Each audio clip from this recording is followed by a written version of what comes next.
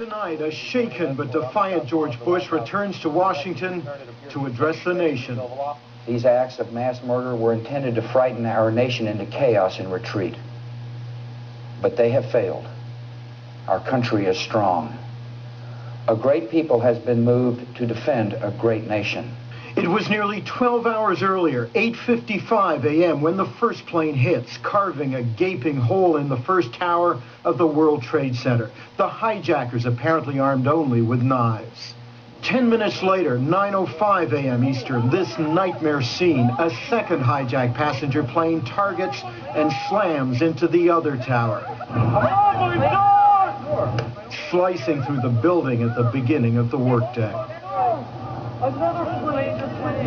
In the streets of New York, pandemonium as thousands, those who still can, scramble to get out, to get away. We heard a big bang, and then we saw smoke coming out, and everybody started running out, and we saw the plane on the other side of the building, and there was smoke everywhere, and people are jumping out the windows. But the terror isn't over. Two more American passenger jets hijacked, one of them crashing in Pennsylvania, the other driven full speed into the heart of America's military. 9:45 a.m., 45 minutes after the first attack in New York, a big chunk of the Pentagon reduced to rubble and flame.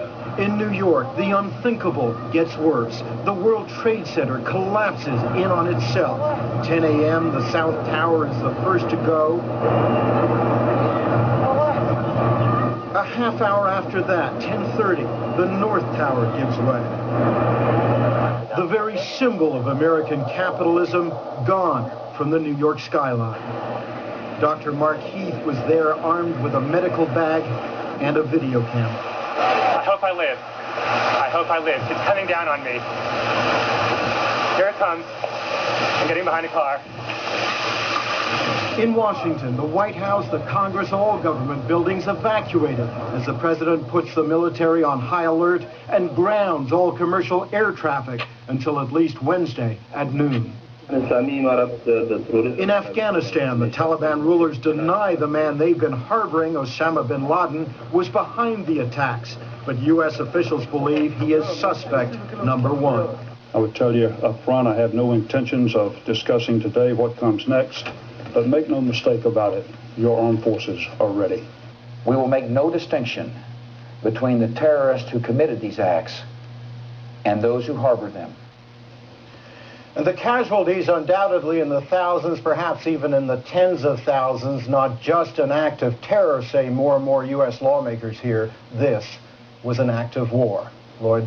Alan, what are the lawmakers saying tonight to reassure the American people that they can get up and possibly continue somewhat normal activities tomorrow? Well, Lloyd, everybody from the president on down anxious to send the message that this is not a country that's going to be brought to its knees, not a nation that is under siege. The president announcing tonight that the business of the United States government, which was shut down today, is going to start reopening tonight for essential personnel and will be open tomorrow morning for business as usual.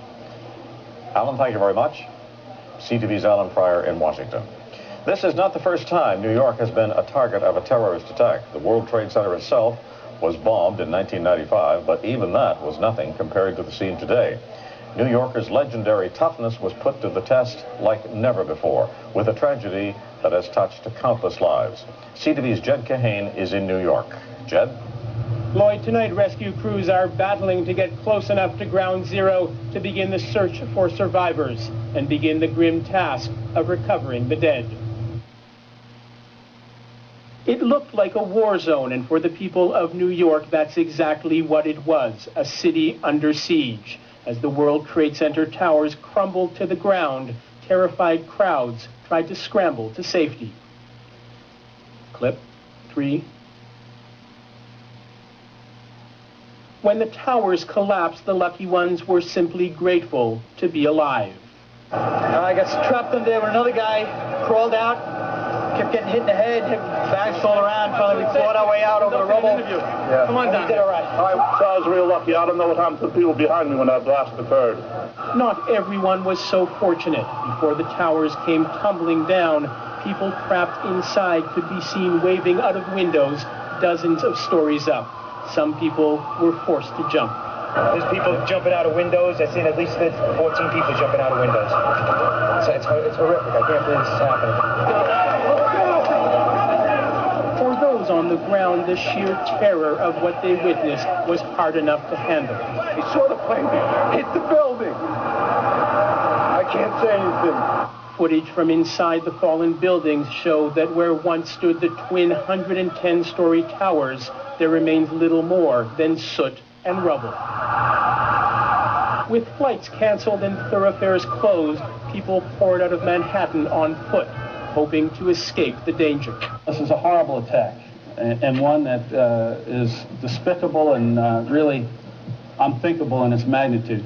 We will get through this. New York officials say it may be days before the number of dead and injured is known. It will take much longer than that for the people of New York to recover from today's horrors.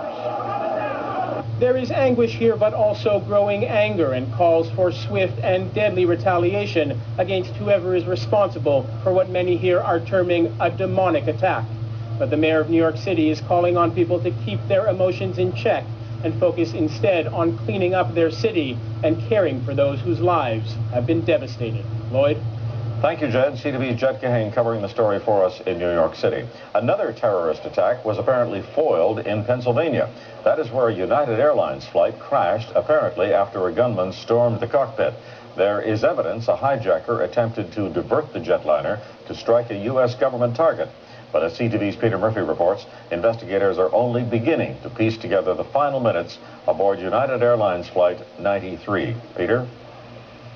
Lloyd, it's an eerie scene here tonight in the Pennsylvania countryside as huge lights illuminate the crash scene.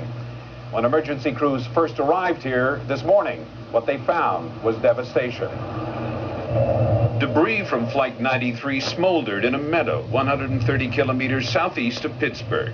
Eyewitnesses said they heard an explosion as the jetliner plummeted from the sky. It went straight down, and it crashed, and I seen the smoke and the flames come up, and it was terrible. The flight originated in Newark, New Jersey, bound for San Francisco. The Boeing 757, similar to this one, had 45 passengers and crew on board. No survivors were found. Evidence points to a terrorist strike that may have been coordinated with the attacks on New York and Washington. A passenger on board the United jetliner made an emergency 911 cellular telephone call to a Pennsylvania emergency center moments before the crash. "We are being hijacked," the passenger said. "We are being hijacked." Authorities speculated a gunman may have attempted to commandeer the aircraft to fly it to the presidential retreat in Camp David, Maryland. Instead, the plane crashed in the Pennsylvania countryside. When it come down over top of me, I seen it go nosedive straight into the ground down here. Pennsylvania's governor expressed outrage. I'm angry. There's a certain amount of rage. There's nausea because of the horror, the terror. Little remains of United Airlines Flight 93, the largest piece of wreckage said to be no more than a meter square. What investigators are now searching for are the two black boxes, the voice cockpit recorder and the flight data recorder. They're also listening to a telephone recording of that 911 emergency telephone call. The passenger said to have heard an explosion on board the plane and then saw some white smoke. The question here tonight is, was there a bomb on board that went off? And was this a hijacking that went terribly wrong? Lloyd? Thank you, Peter. CTV's Peter Murphy reporting tonight from Pennsylvania. There was a cruelly efficient twist in today's attacks. The terrorists turned the Americans' own progress and wealth against them. That has left the people of the United States, the citizens of the world's most powerful nation, feeling, well, vulnerable. CTV's Rosemary Thompson joins us with more from Washington. Rosemary? Lloyd, many Americans we spoke to today thought their country was invincible. They don't believe that anymore. Can't work. Can't concentrate.